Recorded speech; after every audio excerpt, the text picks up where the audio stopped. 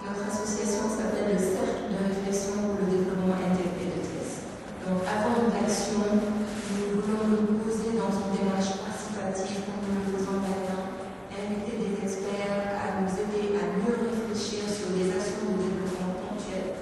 sur des domaines très précis comme la santé, l'action sociale, l'éducation, la formation, la vie associative,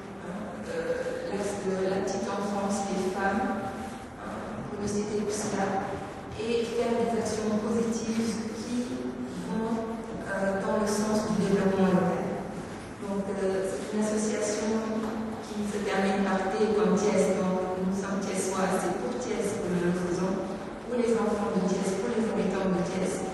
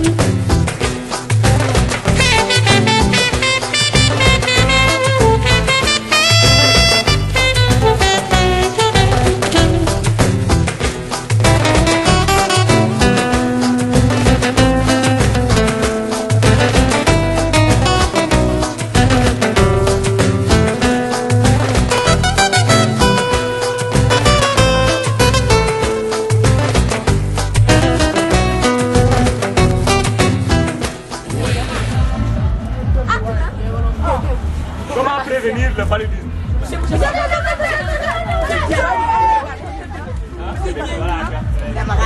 Ça reste.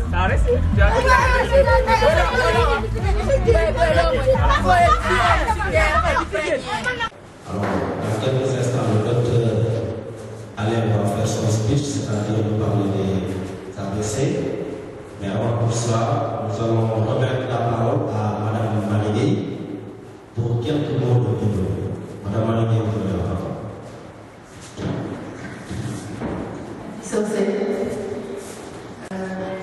Je souhaite vraiment la bienvenue à tous ceux et toutes celles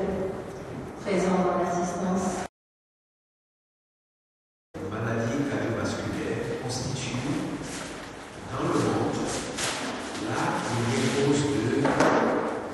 mortalité dans le monde. Et les maladies cardiovasculaires, de manière générale, parmi les maladies cardiovasculaires, les maladies cardiaques et les AVC constituent la première cause de mortalité dans le monde. Au Sénégal, qu'en est-il? Elle vient encore à égale fréquence que aujourd'hui les maladies infectieuses.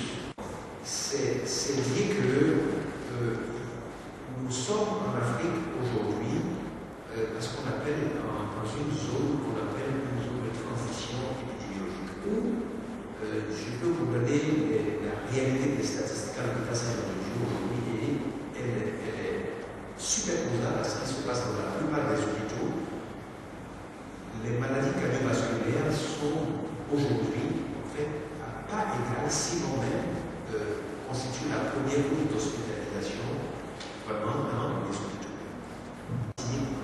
c'est juste dire que une action comme celle que le crédit est en train de mener est une action vraiment d'avant-garde. Une action qui s'inscrit vraiment dans la lecture réelle de ce qui se passe vraiment dans la société. Déjà, entre 50 et 60 ans, la majorité des gens sont victimes d'AVC. Et vous savez, c'est dramatique du point de vue sanitaire, mais c'est aussi extrêmement dramatique du point de vue socio-économique. Pourquoi? Parce que un individu de 50 ans, 60 ans, c'est l'âge de la maturité. C'est l'âge où on est encore le plus souvent productif. Et c'est l'âge où cette maladie fauche le plus souvent. M. Soumaré est un individu de geste, compte tenu de son parcours académique et professionnel, de son intégrité et de sa crédibilité connue, appréciée de tous, aussi bien à Thiès, au Sénégal, qu'au Canada. On may encore di leen féliciter waa Crédit di leen encourager di leen wax ni li nga xamante ne moom la ñu sumb pour jëmale Thiès kanam ñun ñëpp war nañ ci def suñu loxo parce que defuñu ko kenn suñu bopp lañ koy defal.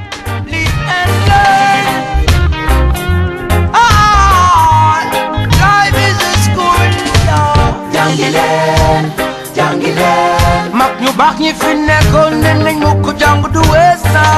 ci mokkal saaba ja daa gis njëriñam doo doonul talibeem doo doon sëriñam waaw waaw jàngi leen jàngi leen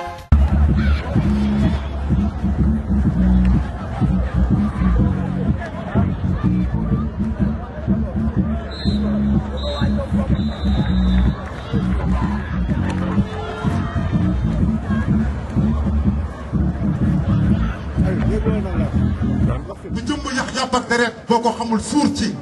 du moo yu leen wëli si juróom benn arafu hip hop génnul ñeenti sis yi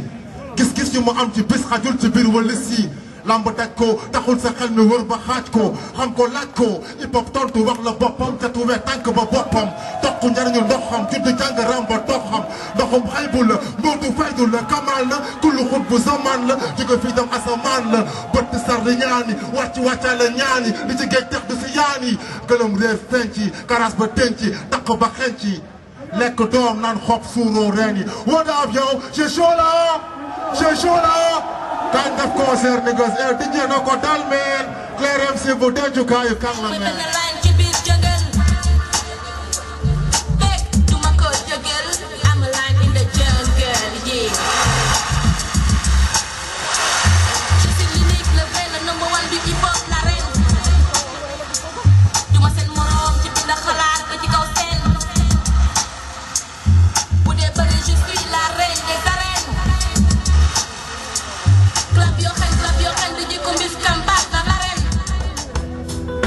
jigéen ba mën na mel ni yow fu ma koy jëlee ci jigéen ba ma ñeme wax dëgg ni yow fu ma koy jëlee ci jigéen ba may fiiree ni yow fu ma koy jëlee ci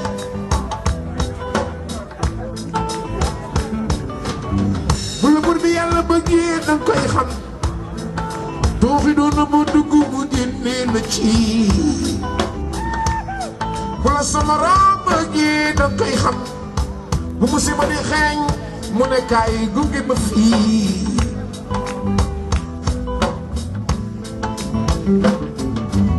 kon bul ma takku àdduna ngoogu ci suñu kanam jaam yàlla moo ko tukku warul tukku mu raam mu jaam hey wax mag di wax ngeetu dafa say-say mbande wax di mag di wax ngeetu ak say-say doxal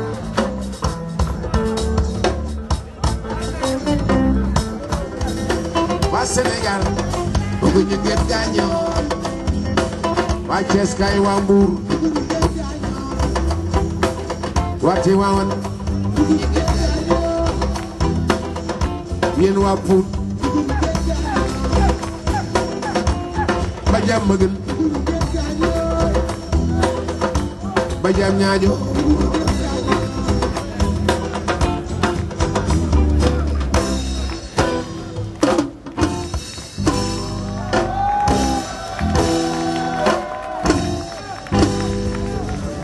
woni mën a jàppale suñu bopp ndimbal la ji fekk loxol borom et dans la vie il faut savoir commencer à zéro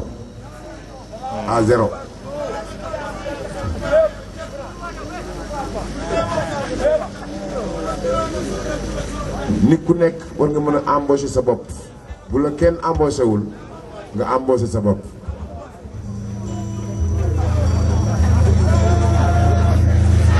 loolu la xale yi woote bañu ñu ku leen jàppale nag waaye xaaruñu kenn loolu moo neex ci combat bi